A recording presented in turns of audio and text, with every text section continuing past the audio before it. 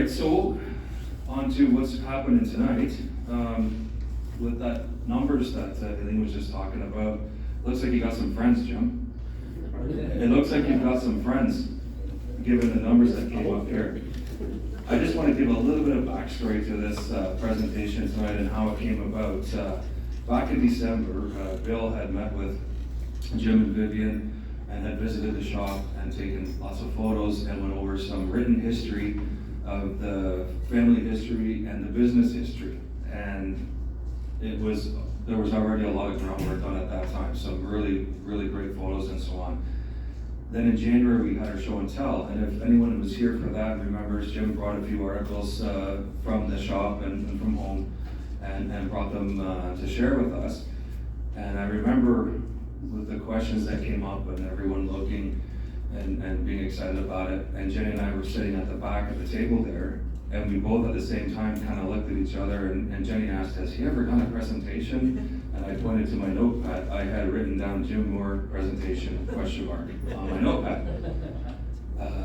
I went down and visited Russ at the shop, and he quickly passed it off to his dad. And it was great chatting with Russ, but he said, oh, go check with Dad. So I made arrangements to meet with Jim and Vivian back in, I think that was maybe early in April. Anyways, it doesn't matter. I went at 1 o'clock thinking, oh, it'll be an hour, we'll go over some photos and chat a bit. I didn't get home to 4:45. And we went over photos and went down to the shop and so on. And then last week, I went over to show this presentation to Jim and Vivian just to confirm some names and dates and make sure everything was all good to go. And I thought, oh, that'd be a half hour or so. Anyways, it was about 2.5 hours. So it's the way it goes. Anyways, so there's no shortage of material. The problem was, where do we chop it off at?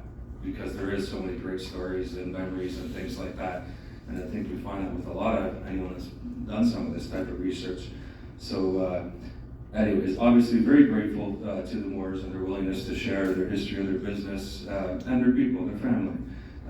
I thought it was a great opportunity, and it was fantastic to sit down and meet with them and share the stories and spend that kind of time. So it was very cool.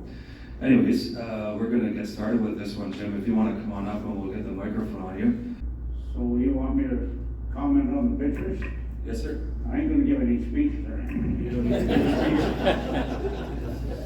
Okay, that? You got it. That was taken in 1925. A lady in London that was a distant relative brought him out to the house one day, and those people, that's Ryerson, that's his sister, and that's his brother Abe, and they came from Chicago to visit. And that's about a 25 Model T at the newest, because the picture was taken in 25. And the other's a Packard, but that'd be a nice ride. But the Model T is 30 mile an hour from Chicago. And that's the way it looked when I was a kid, with the narrow doors that swung out, and they weren't quite wide enough to get a newer automobile in. So about 1960, my Uncle Bruce and Ron McLean took that door out, and this window became a walk-in door, and they put a 9-foot square door in and knocked the gable out and framed it, because it was brick before that. But when I started working there as a kid, you could still read the carriage shop. But that sign on top, I don't remember that. Any questions? Oh, well, I just drew that out for lack of something to do, I guess. Where it says Blacksmith shop, that's the front shop, and it's about 40 feet. And it's the original because that center wall you can see was an outside wall. And then later on, the next one was the woodworking shop, and then was the paint shop when they built carriages. And I'm not sure when it was built, the second part, But they burnt the roof off in about 1881.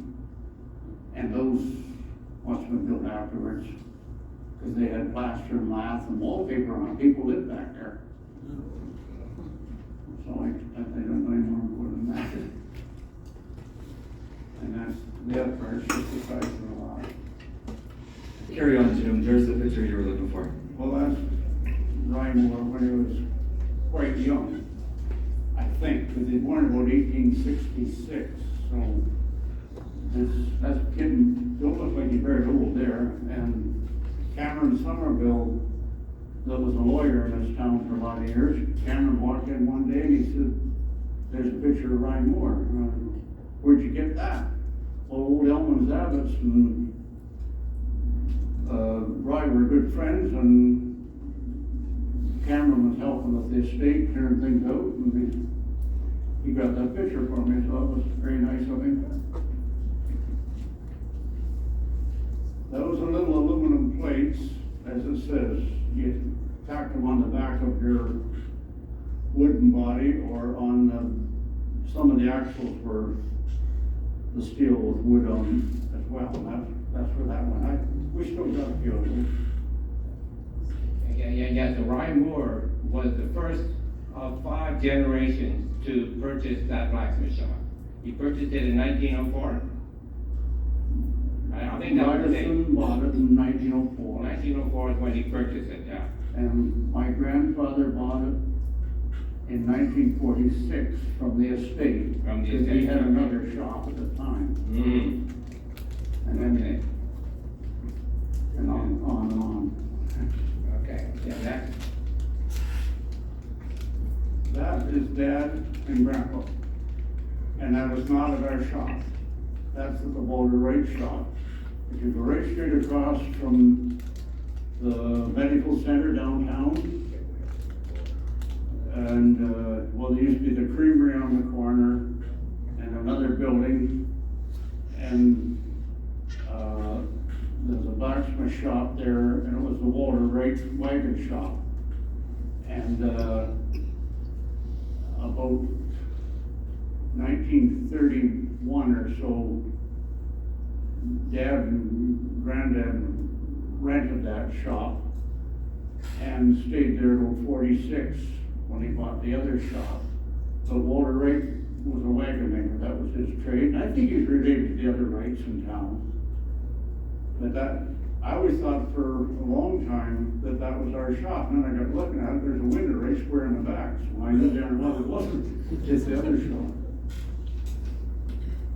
So, I think Dad was 15 when they started to work there, and that was the last of the real blacksmithing pretty well, because Dad learned the trade as a blacksmith, fire welding, no torch, no electric or anything. So he learned it from his dad, and then by the time they got up to the present shop, that's when I think they got about 47 or so, they got a cotton torch. Didn't even have a cotton torch in those days. You got it, the way you got iron off with, you got her hot, put it on the anvil, put a hardy on it, big hammer and pot, cut it off. So, wasn't it? Things were changing. Oh, that's me and Dad. Dad's 34 Ford. I wish he'd have hung on to that thing. But I don't think it was much of a car at the time. Is he spraying you with a hose?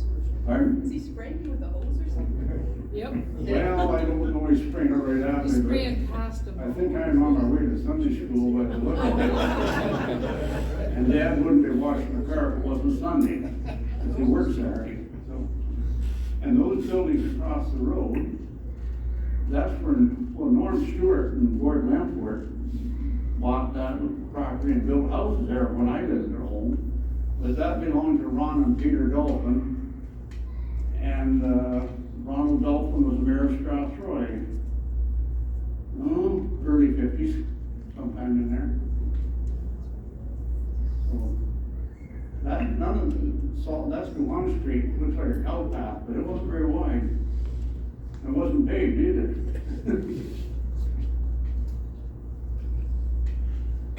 That's my grandparents, Russell Moore, James Russell Moore, same as me. And my grandmother was Hattie McCartney. I think she's related to Beagles. They come from the same area, County Antrim. Okay. That little fella's Russ. I don't know. 69, well, that's before, and I don't know how old he wasn't very old. But the reason he's standing on the wrong side of the Anvil is because the photographer from the H-Dispatch was going to take a picture, but the light from the window was going to mess up the picture. So she said, we'll stand on the other side of the Anvil. The reason I say he's on the wrong side, he's right-handed. The horn's always to your left, so you work towards you. So he's on the other side, which would be backwards. I don't know if anybody knew different.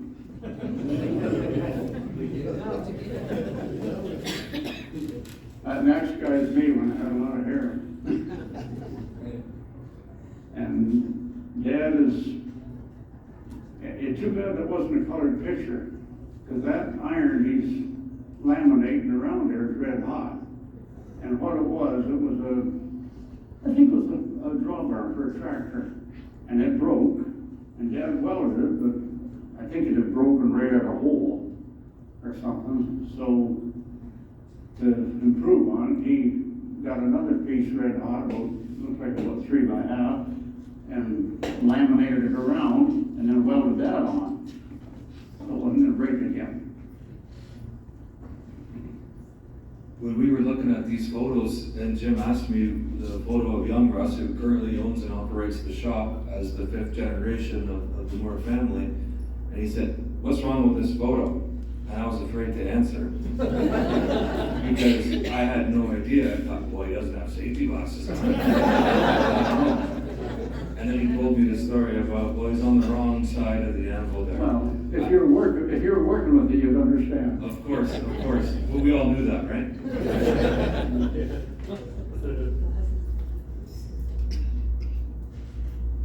Oh, they got the names down. The other day we were talking about that, and I couldn't remember one of them. But in about 58 or 59, when I was first around there, in the center shop, there was no place for the old guys to play cards.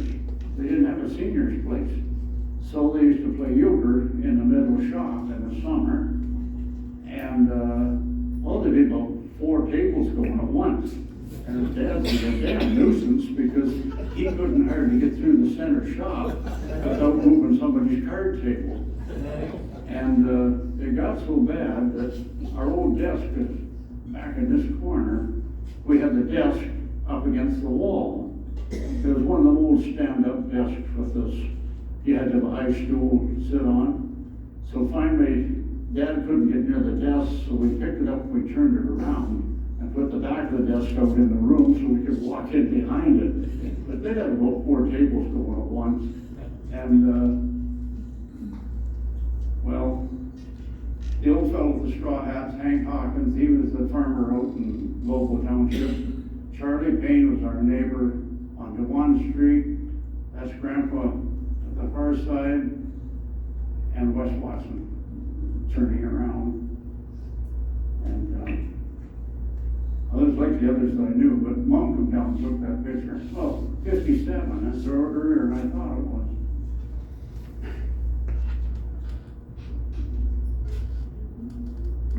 Looking at that picture now, it looks like they still could have used the senior center back then instead of closing it down and eliminating it. It took a bit to get the name of the final one the other day. It took a bit to get the name of the final person in there, but it was cut off in the fall. Oh, yeah, I knew who he was, but Wes Watson. couldn't put a handle on him. Yeah. I went to school with his granddaughter.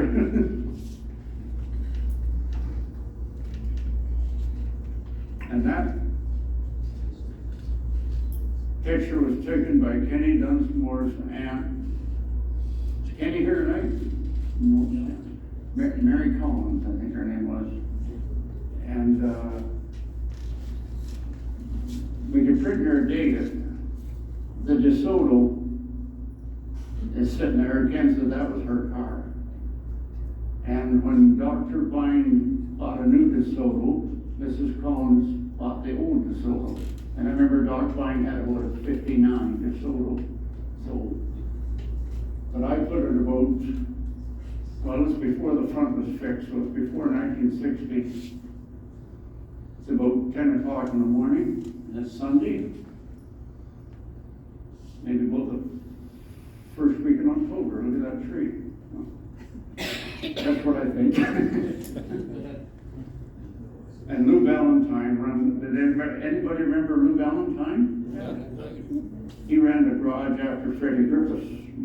Freddie Griffiths was there when I was a kid, and then he moved out to the east end of town, and Lou Valentine ran it after that. And then after that, I'm trying to think who was there. Was it Joe True? Joe True had a go at it.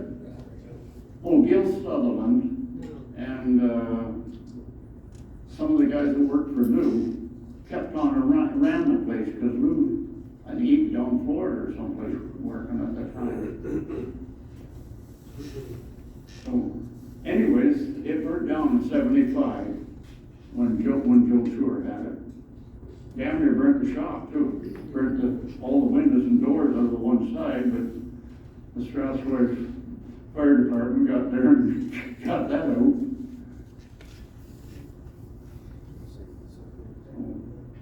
And Tadgill's, remember Tadgill's little station on the corner? Yeah. Where you bought ice cream and stuff. Old Mrs. Tadgill run it. Now, Jim, was the hotel stable where the city service station was there? The hotel stable was there, and it's, I think possibly it was built out of the old stable, Right. the old barn, because that was just kind of a false front on it. But that fire in 1881, if you read one of the books that the Historical Society put together, some disgruntled customer at the old commercial hotel set fire to the hotel stable and destroyed it, and it says, and the neighboring blacksmith shop, which I know who that was, and that was 1881. And then I think they might have rebuilt it, because that was a brick building, and I think the other one was all like a frame barn. So that's maybe the second hotel stable. Anyways, they burned it again finally. Oh. James Cowan, that was the blacksmith supply place. He did everything from horseshoes to hammers, any kind of tools, anything you wanted. And James Cowan became UAP. Yeah, remember when Jerry Bender ran the one out by the arena? James Cowan had changed, it was, in fact, it started out as James Cowan, that little store out there, where the vacuum place is now. And then it went to UAP, and they got apart. Oh, and it's Napa now. Yeah. But they started in London as James Cowan. Well, in the UAP, or Napa didn't start there, but Napa took it over. And we still got that book. It's in really good shape, considering it's about 1914 or so. And that thing's still hanging up in the shop. That's, the dad called it a barn burner. It's a lamp that hangs up and goes that big around, that pan at the top, and it burns white gas like a camp stove.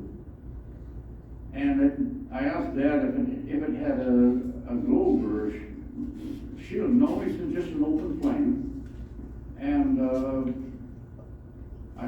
you see it's the whole outfit. This complete one is $1.50. But if you want to buy the parts, it was $1.25. And I asked Dad if he ever saw it used, and he said no. But he said Granddad ran shops. Oh, he was in Appin Watford, he moved around a lot. And, he said most of those places didn't have electricity. Strathroy had electricity very, I don't know, early 1900s, I don't know for sure. Before my time. But anyways, if you had a shop in the winter time, it was getting kind of dark, that was enough light, I guess, to show a horse. If you didn't burn the place down, that was, and it burned the white gas like a camp stove. It says an intense white light, I'll bet. Oh.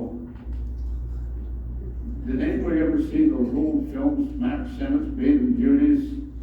When I was a kid, they used to show those old newsreels in California or someplace, and all these bathing beauties, Christ, they had more clothes on than they wear in the winter time. But anyways, old Rye must have saved them on the magazines, because they were plastered all over the door, these Max Sennett photos. When I was a kid, most of them fell off now. Oh, I can't think of who gave me that sign. That's when I was running it, but if I don't know if you can read it or not, but it's still on the door, and I always thought it was pretty good. Notice the callers, friendly calls, 12 minutes. Salesman with real deals, half a second. Life insurance agents, 10 seconds. Liquor salesman with samples, 2 hours. Friends having us in on the ground floor, a second. Friends inviting us to lunch, 2 hours. Friends who talk hunting and fishing, I can connect with us most all day. Those wishing to pay bills, all day. Customers, 8 hours. Wives, no time. Girlfriends, all night. Wealthy relatives in their 80s, anytime. Relatives wanting jobs, 2 seconds. Bill and tax collectors, all day tomorrow.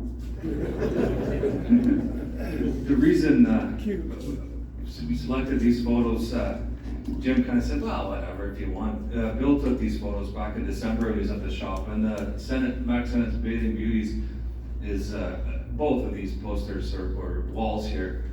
Obviously, it's been there for a while, but every shop had a wall like this somewhere in it. And you look at the staples, and there's been stuff over top, and there's been a note taken because it was a quick phone call, and you wanted to write down a measurement or maybe a phone number. They just tell such a story just hanging there by themselves, and they're both kind of funny. This one, if you look, we'll leave it up after if you want, but you look up real close, you can see the images in the outlines, but they've obviously deteriorated over the years, but those things have been hanging there close to, what, 80 years maybe? 80? Somewhere in there? They've been there a while. Old Ryan died in 46. Maybe he was younger when he was putting up a pretty good. Who knows?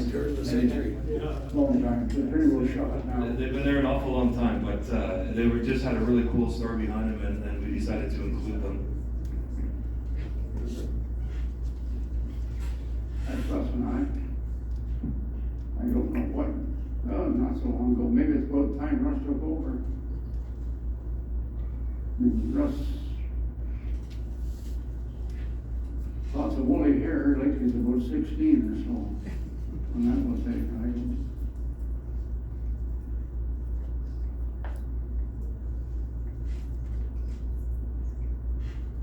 That's Russ and I think this winter, wasn't it? Or who took that in? Or December, back in December. Yeah, on December 21st. Yeah. Like I came to take one picture for the Tales of Our Town book, and that was the picture that was on the left.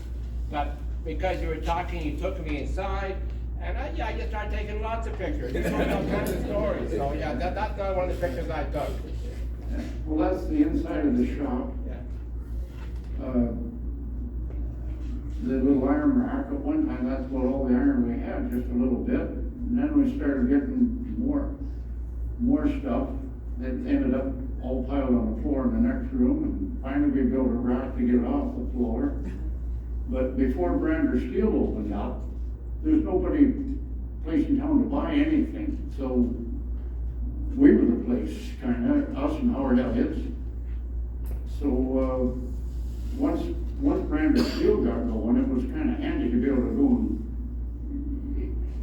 like a 1/2 inch, or a 4x8 plate. Well, a 1/4 inch one weighs about 400 pounds. You get ordered a 1/2 inch plate, you had to look around for a posse to help you get it off the truck. So it was kinda handy once they started, we didn't have to stock stuff like that. And that, see that box above my head, that gray thing? Howard Statham and Sons put that there in 1970. And it still works just as good as the day it was put in. So it must have been a good one. Now there's a closer look at it. I think it was Leo Cushman and old George Bennett. Like that's Billy Bennett's father. We had a whole gang of us kind of holding it up while old George got up there, and there's a pipe comes up through and you have to put a nut on it, and there's a whole gang was holding the thing up there. But anyways, it was a good installation because it's still there and still works. I took these photos, these were when Jim and I went down to the shop. Sorry, this is screenshots actually from a video. When we went down to the shop back, I think it was early April, when we took the drive down there. Excuse me. And I chose these two, or a spot in the video. I did a walkthrough of the whole thing because there's just so much there. And Jim mentioned earlier, actually made note of it when he was talking, that it's still hanging on the wall. Talking about that gas light. And you could say that about probably most of the stuff that you see in these pictures, it's still hanging on the wall. When we walked through, Jim knew, he said, well, I spent a lot of time on this machine when I was 13 years old. I spent the summer on running this machine. I think you were sharpening knives for harvesting? Farmers had those 6-7 foot more knives, like hay more knives. Yeah. Shuttle tape. And that was my whole summer job. I'd do it all day, every day, well, as long as it was hay. And then middle of summer, of course, I quit. It wasn't as much then. So when he showed me the machine, he said, well, there might be a stone still around here somewhere, and it was behind another stone hanging on the wall, the same one that Jim was using that summer, still hanging there. There was a switch on the wall for the forge, for the blower on the forge. And I asked about it, and he, fired it up, away it went, some dust blew off the top, and he pointed to the motor. What year was that motor put in there? Well, I'm not sure, but Dad said they had it when they started up in the Walter Wright shop in 1931. And it's it's that big around, but I think it's only 1/8 of a horse. And it still works. And all it had for brushes in it was what do you call it, electricity. It doesn't have to be AC/DC or anything. It would run, like it used to be if you took things to Europe, they were different. Right. So anyways, it would run on anything, and all it had for brushes was a piece of copper or carbon square with a wire hook in the end. You unscrew the little thing and pull it out. And when the brushes got wore down, Dad would blow in those old batteries, we'd bust one of those old dry cell batteries in two to get the carbon, and saw a little square piece and put it back in. And the thing works just the same as it ever did. It's been there a long time. So you heard that, right? It was there in the 30s and still works today, has never been removed, replaced, or repaired. I have a feeling a motor that size today might be about 5 horse or something like that, but that thing still to this day, Jim reached over, turned the dial, was it rheostatic switch? Pardon? Rheostatic switch? Rheostat, you just turn it up and it blows hard. Did I tell you about the kids from school? I'm not sure, go ahead. Lady come from the North Meadows? the one on York Street. John Calvin. Yeah. Yeah, the Dutch church out there. Anyways, they come up. She brought this gang of kids in. Of course, kids were all looking at everything away, huh? And they want to know how the forge work. I said, well, you light a fire in it, and there's the blower, and this little switch on the top. You just turn it up, and it'll start to blow air through there. So I turned it down. And all these other kids are all looking at it, and this other little one, he just cranked it wide open. And the dirt just, cinders just come raining down. And what do you expect? Anyway. So when we were walking through the shop, Jim was pointing out a few things as we went through. I didn't get pictures of all of them. Russ was working that day, and there were some customers that come through the shop, and really didn't want to interfere with his business as well. But pointed out some old wooden wheel spokes up on a shelf. I don't know when the last time anything's been run on a wooden wheel, but there's a couple still sitting up on an old shelf. That desk, that tall desk you were talking about, still there today, the desk. Oh, yeah. Still there today. Russ lifted the top of it to get me a business card when I first went in and chatted with him. That's still there. Everything is still there. And Jim knows where its place is and the story behind it. Every little thing in there. And I said to Jim, I think when we chatted here a few months ago, what I remember is going by on my bicycle as a kid, maybe late 70s, early 80s. And I said, all I remember is always seeing the feet sticking out from the back end of a car. And he said that was likely my feet because that was an era in the business where they were doing a lot of trailer hitches. Did you stock trailer hitches? Did you stock trailer hitches? No, we made our own, because if you stock trailer hitches, you're up against Canadian Tire and everybody else, and you gotta have a lot of them. So we just made up some of our materials. And also we got all the oddballs, cars that you couldn't get a hitch for, and frankly, some of them shouldn't have had a hitch. and that kind of kept us going, and the standard ones, like Larry McDonald was a great customer for pickup trucks. And I think Larry ordered a lot of trucks in without the hitch, because it's usually a package. You're getting into a little more than you want. So somebody up at Larry's say we just sold a new Chev truck, you got a hitch for it? Well, we had a jig made, so you just pile the pieces on, weld them together and take it off, and it would fit the new Chev truck. And those we kept on hand, because, well, he sold a lot of trucks, darn good customer. So the little cars and oddballs, we just made them. And another thing too, not all Chevs and Fords were the same. It might be the same truck exactly, or car, and then next year they got a different exhaust pipe on it. So your hitch wouldn't fit, it's in the way. So we just kind of built them as we needed them.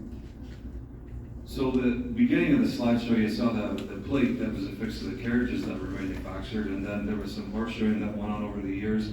Jim talked about that before at the show and tell. I think you described a bit about that. Once they were out of the horseshoeing in there and everything had been sold, I think you said to the milkman, all the horseshoeing stuff was sold to the milkman? The which?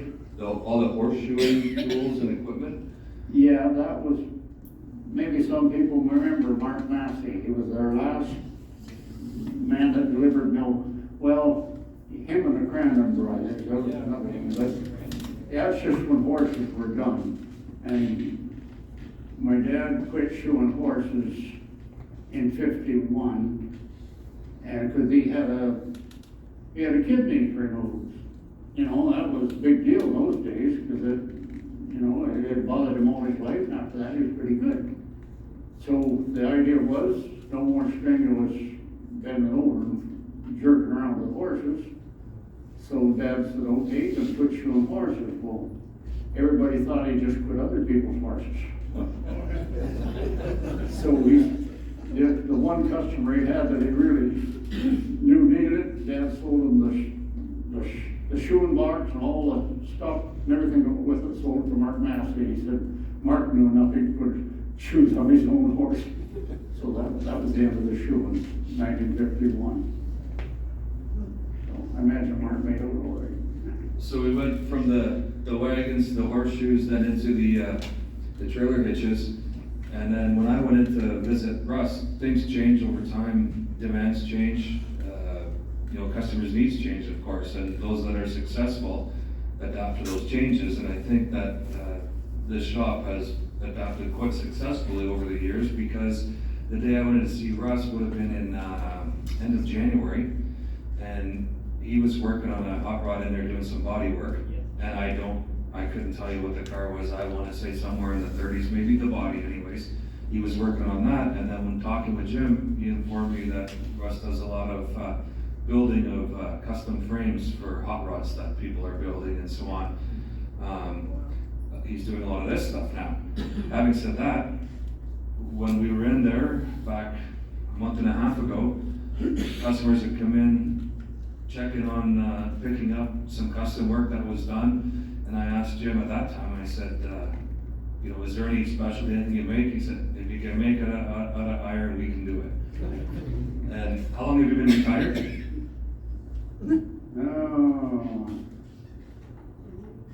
2004.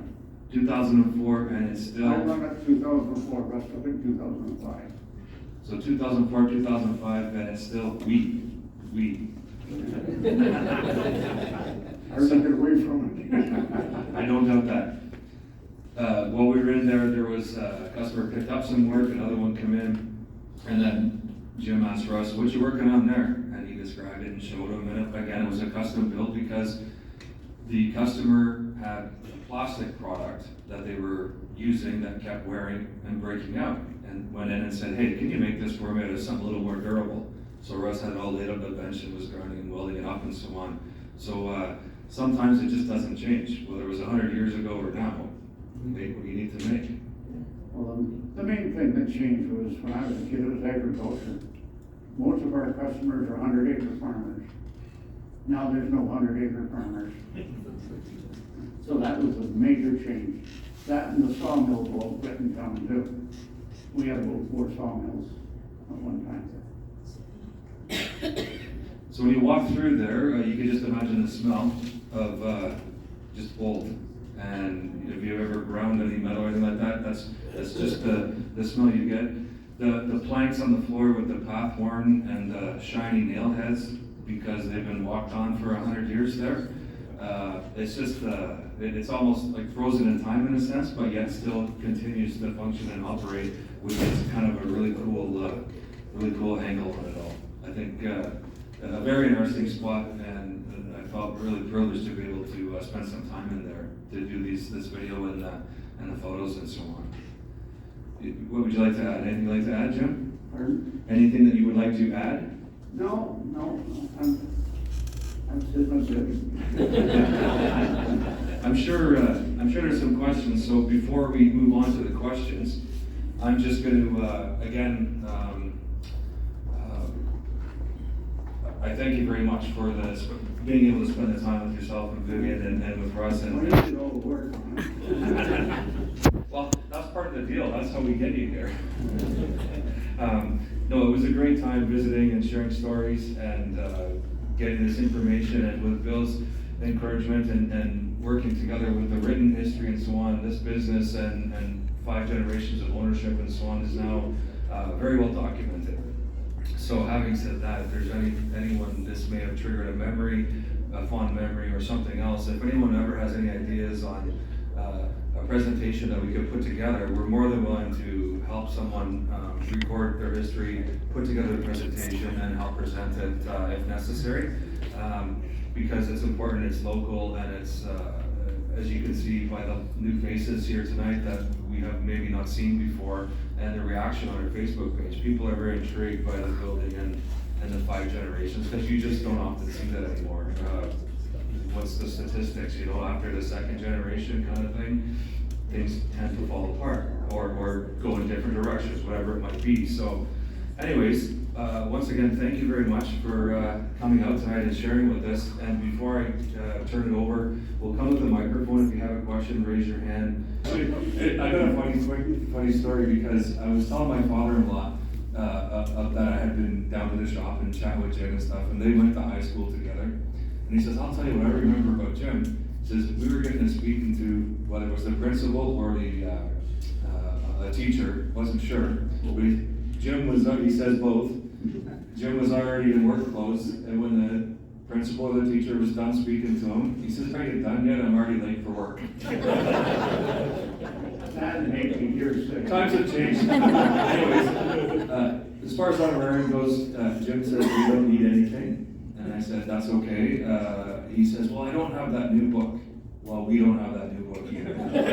So here's Jim a gift card, and that's for the Duke downtown, and then we also owe you a book when it's published. Okay. You'll get a copy of that. So. Well, I'd like to say the first 3 books, I got them all at the outfit it made, and I really, it helped me. I saw things in there that kind of cross-reference, and well, the one I did notice, they spoke of is that Lamont letters?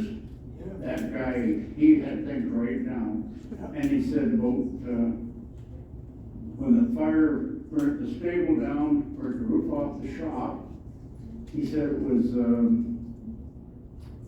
Fitzpatrick's blacksmith shop. It wasn't, because I got the deed, and Fitzpatrick's owned it at that time. So, but I think they were likely renting it, because the big house beside the shop was Fitzpatrick's house. And I knew old Charlie Fitzpatrick, the last blacksmith. He had, you remember when Herbie Frank had the plumbing shop in the corner? That was Charlie Fitzpatrick's blacksmith shop. Well, replaced it. So there was, the Fitzpatricks owned that big double house. So anyways, those books just are great for cross-reference and helping you figure things out. You're right, I have 2 copies of each one. One copy sits on the shelf and looks nice. The other one is the working copy that gets rifled through on a regular basis when we're doing the Facebook posts and so on, and it gets used like a textbook. So, Jim, stay up here. We're gonna have some questions. I won't sit down. You want to sit down and answer the questions over there? I'm gonna ask the first question. How long was it, your family owned it, Rye bought it in 1904. How long was it a blacksmith shop prior to 1904? Oh, good question. I have the deed, Cameron Somerville got it for me, from the registry office in Glenville, back to 1877. And there's about 4 or 5 owners before our bunch got it, from 1877 on. And I wouldn't be surprised if it might even predate that, because the front shop, for one of those machines set with it was our big shear that we made. We had the floor all tore up, fixing the floor to put the new machine on it. And once we got the floor tore up, here's a hole about the size of that thing. Nice square hole in the sand. It even had wood grain on the sand. Whatever was there had disappeared, rotted completely, and just left a nice square hole. You could see the grain on the side, but it wasn't part of that building. Because it had 2 Anvil blocks, and I think this was an Anvil block for another one. It had 2 Anvil blocks, and they weren't there. So something was there before. I think it was another building there, before it was brick. But they burnt the town down a few times. Well, they did, a lot of it did. When it was all framed. So about in the 1860s, early 70s, Head Street was the Brickyard Road, as my dad always called it. And William Panel and Bolts, they run those tile yards out at the end of Head Street. And about late 1860s, they started building everything in town out of white brick. So they put it, so I don't know what brick is, so this is true. You can see how the time gets away. When I said I was gonna spend an hour visiting it, you can now see how that was extended. So, who's got a question? Any? there another family member gonna take over for the sixth dinner? Is there another family member that's gonna take over for the sixth There's the next generation? generation, she's a school teacher. That's my daughter Evelyn, Not to do with the hammer. and, lots of two girls, one's a nurse, the other's still in school. I don't see anybody else, but who knows?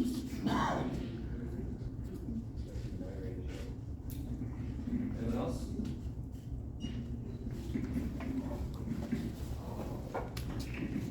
When I heard that Jim was gonna be here tonight, I thought about this thing that I keep at home. What do you got? Well, let's pull it out, Jim.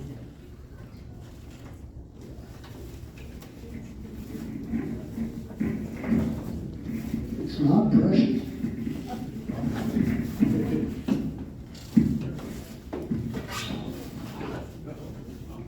Most of you people will recognize what this is. It's a wheel wrench, blood wrench. When I was about middle teens, I had a part-time job on my Uncle Russ's car repair business, and I broke it. My Uncle Russ was bilingual, but his second language was profanity, and he used another language. So he thought that this should be repaired. So he said, take it over to Moore's. So I went over, and that would be in the late 50s. So what would be your dad or your granddad? Pardon? Would it be your dad or granddad that would weld this? What would you do to it? Oh, that's a welder. Granddad never welded. It's a machine. So that dad did it. So it would be George. How'd you break it? I wasn't a week-old guy then. Is it a 7/8 or a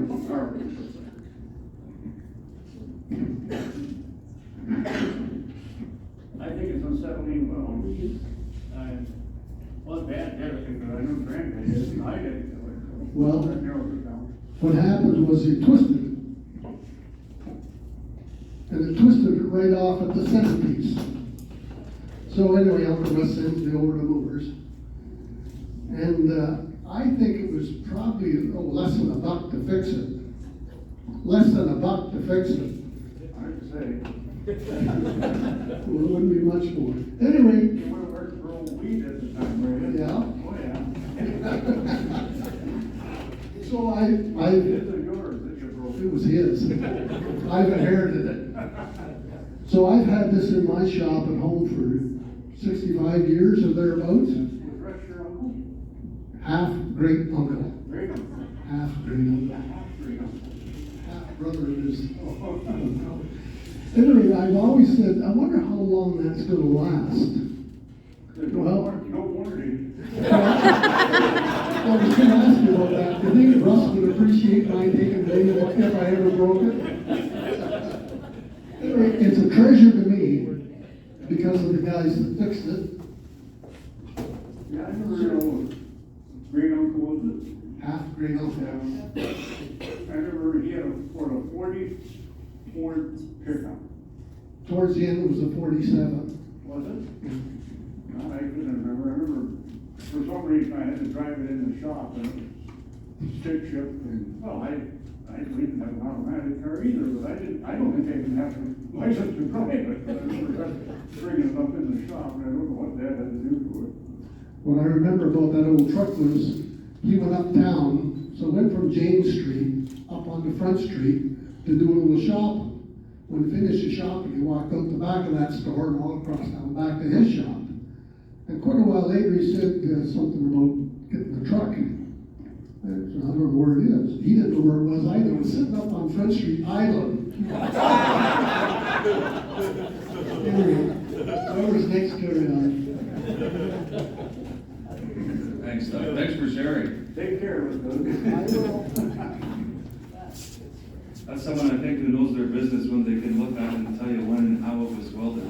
Out of thousands of pieces, I'm sure. That's our own Verizon specialist right there. Any questions? Any further questions?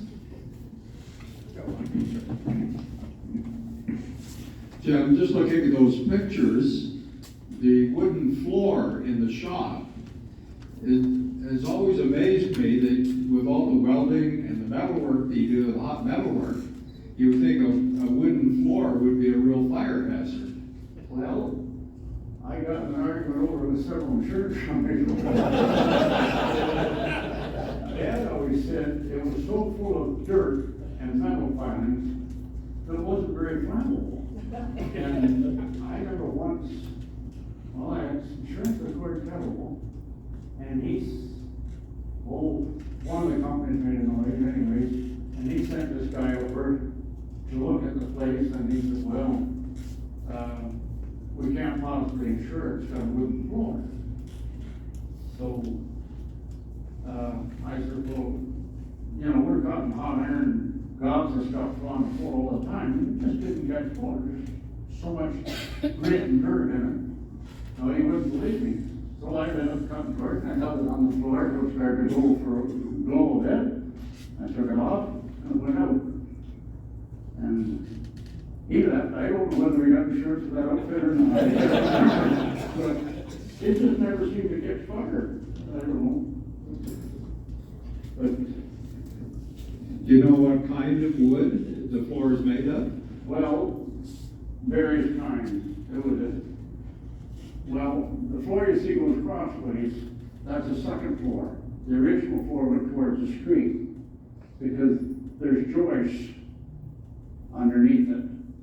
Going that way, and the original floor went towards the street, and then over the years, we fixed and added to it, and Dad put down elm one time, when elm was popular, or still available, and I went up to Bill Sills's and got a bunch of rough oak, and Russ and I put down the oak floor, and it wasn't as dry as it was supposed to be, because when we put those boards down, we figured had to get them together and nail them down. After they dried out, they were an inch apart. Pick up folders.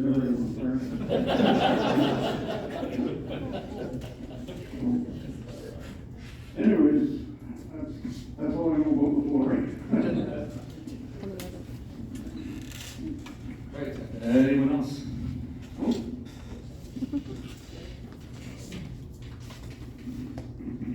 I don't have a question, I just have a comment. I grew up, my dad was the owner publisher of the Dispatch, so the building was right across the street from here. And looking at these pictures, it just brings me back to when I was growing up, because that's what the inside of the Age looked like. That's what the inside of the Age building looked like, the floors, you know, where you had the dents, like especially on the stairs going into the basement, yeah. And they were that dirty. They were that dirty. They looked just like, yeah, yeah. And I mean, at the paper, there was a lot of metal, of course, because that's what they used to make the paper. But anyways, it was just kind of cool because it just really looks like what the inside of the Age building looked like before my dad renovated in, I think it was 1982. You know, there was just stuff all over the walls like that, just, you know, machinery, everything. So I just, thanks for the memories. Thanks for the memories. Any other questions? If there's no other questions, once again, Jim, thank you very much. Okay.